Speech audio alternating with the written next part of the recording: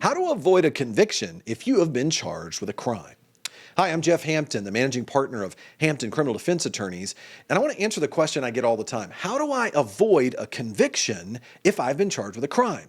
Well, the number one thing you should do right out of the gate is you should hire an attorney early in the process.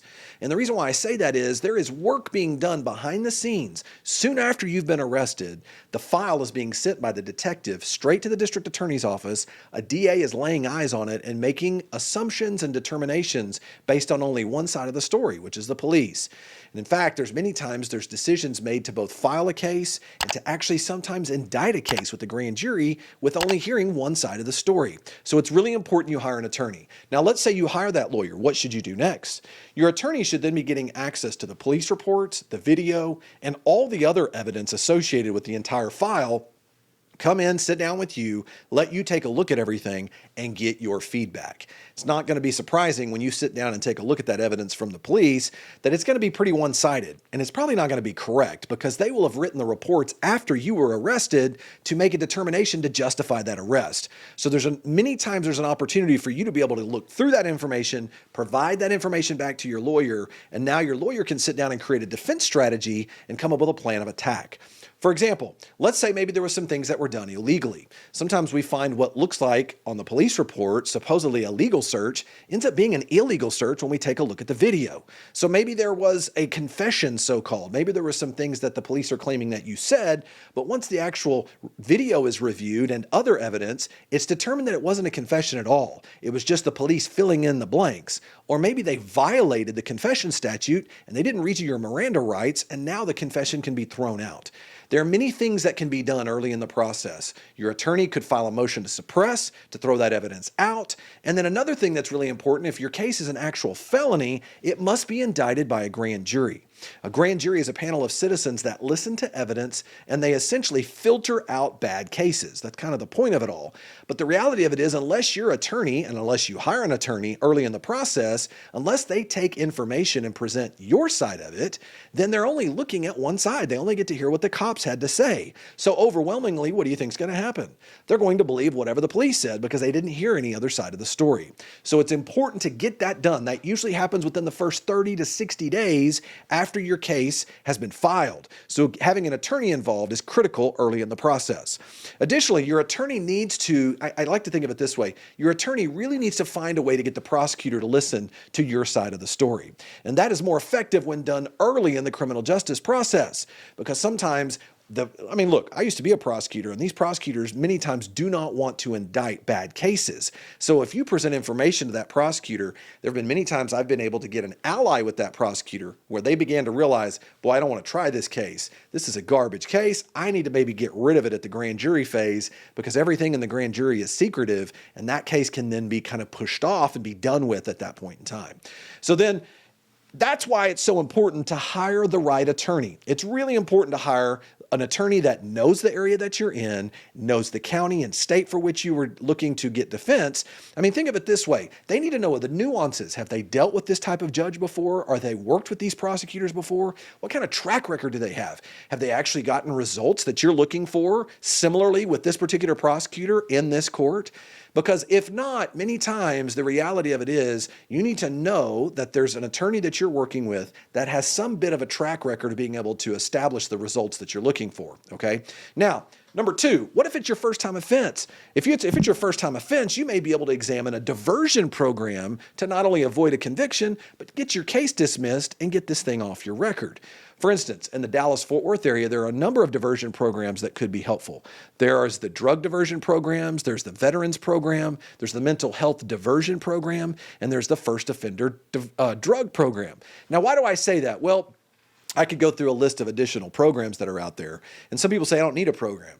Well, sometimes people do need a program because maybe they have something that could be a support mechanism for them. But the real carrot at the end of the stick on the diversion programs is that if you successfully complete these programs, at the end, your case is dismissed. And many times you're actually eligible for an expunction, a complete destruction of your records sooner under a diversion program than you are if your case was just dismissed for lack of evidence.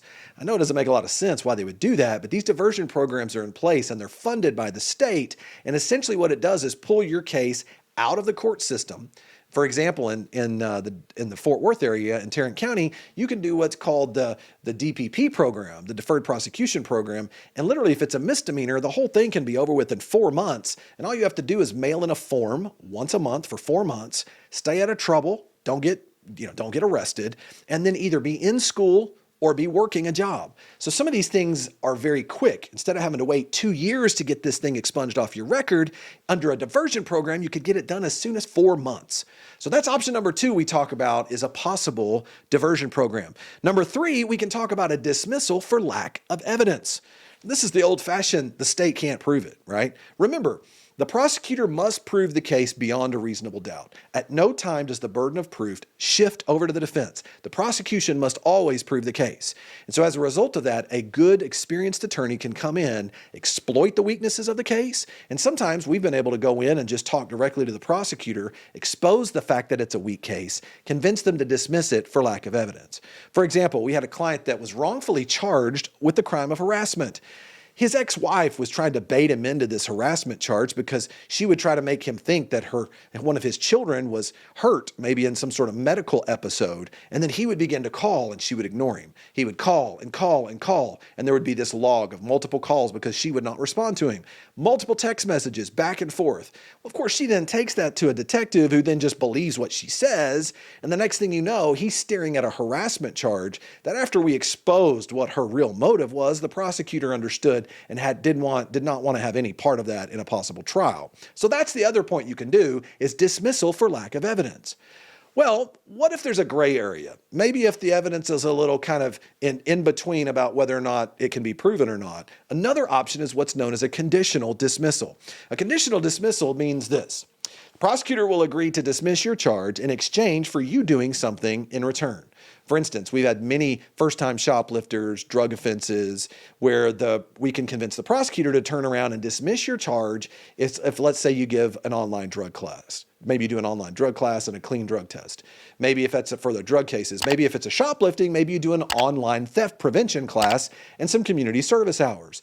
Now, some people say, I don't really want to do those things. Does that make me look guilty? Absolutely not, because the only reason that you would even consider doing a conditional dismissal is you want that same dismissal in hand that makes you eligible to still get the entire thing expunged from your criminal record. So that's a conditional dismissal. Now, let's talk for a moment about a reduction to a lesser charge.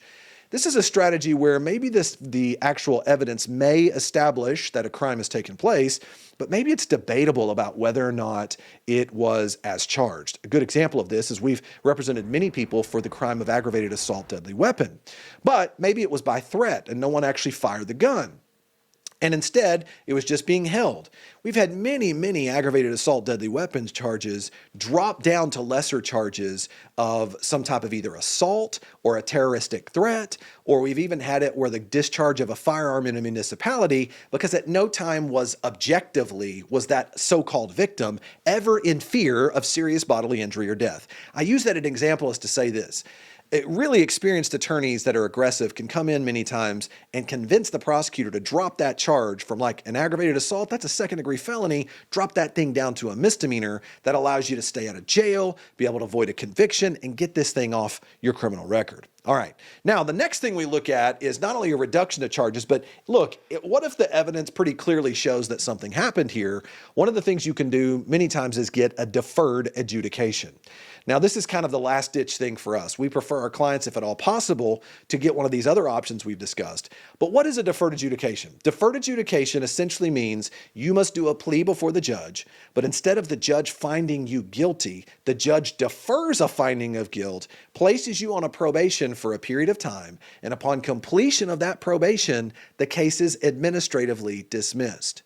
Now, it is true. You avoid prison, you avoid jail, you avoid a conviction, so to speak, and the real kind of questionable area on this is whether or not you can get it off your record. A deferred adjudication does not make you eligible for an expunction, but it can make you eligible for a non-disclosure. But there are certain crimes out there, sex-based crimes, some other based crimes out there, that if you take a deferred adjudication, you can still not get that and non-disclosed or sealed from your criminal record. So that's why it's so important to work with an attorney that both knows how to get you a good result, but also knows the laws as it relates to getting these crimes off of your criminal record. So that's deferred adjudication. Finally, what's one of the last things you can do? You can obviously have a right to a jury trial.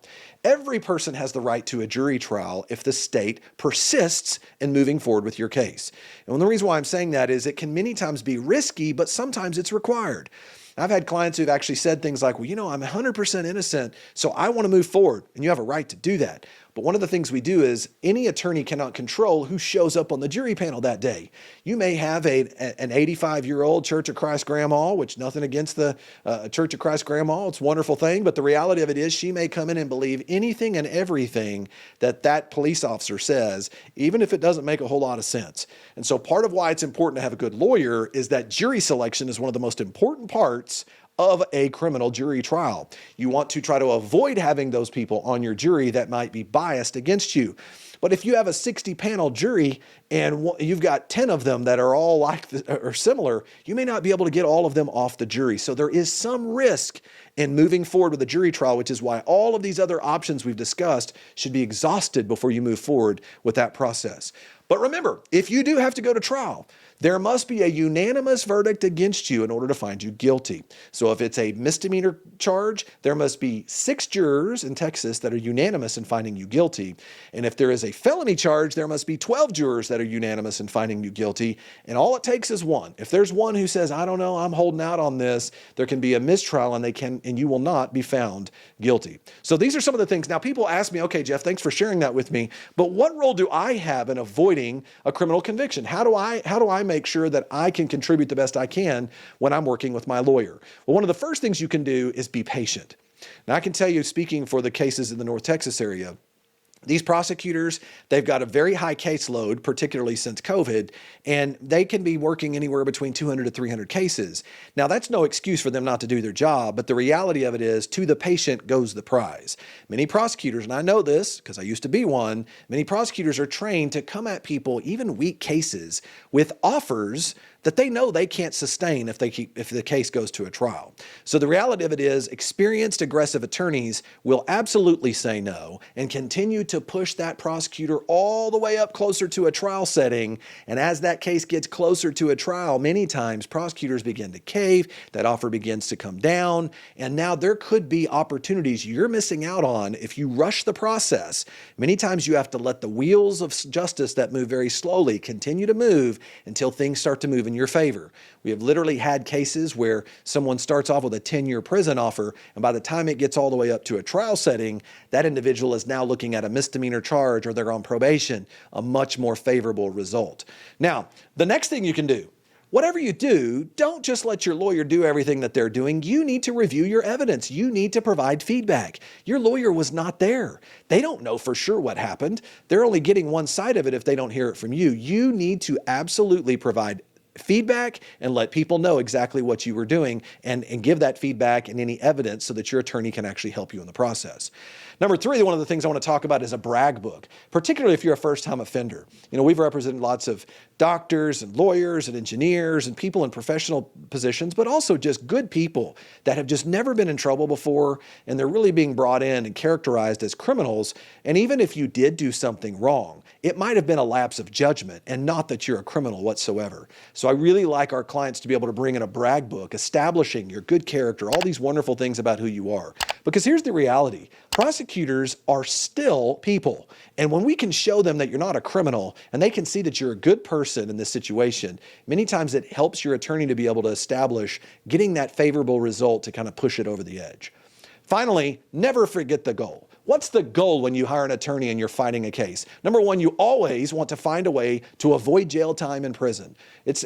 No one wants to go to jail, okay? But number 2, you want to avoid a conviction. You don't want to be a convicted felon or convicted of anything for that matter. Number 3, you want to make sure you can get your case dismissed if at all possible. And then finally, number 4, of all the things that are out there, even getting your case reduced to a lesser charge, an experienced attorney many times can be creative in finding ways to resolve your case so that the ultimate goal is you can look back when you get to the future, you can look back and no one can see your case because you were able to get your case expunged or sealed from your criminal record. So these are some of the goals that you should have. And if you have a case in the North Texas area, we'll provide you a free consultation and free case analysis. But I hope this has been helpful for you, and I'll check you out on our next video series.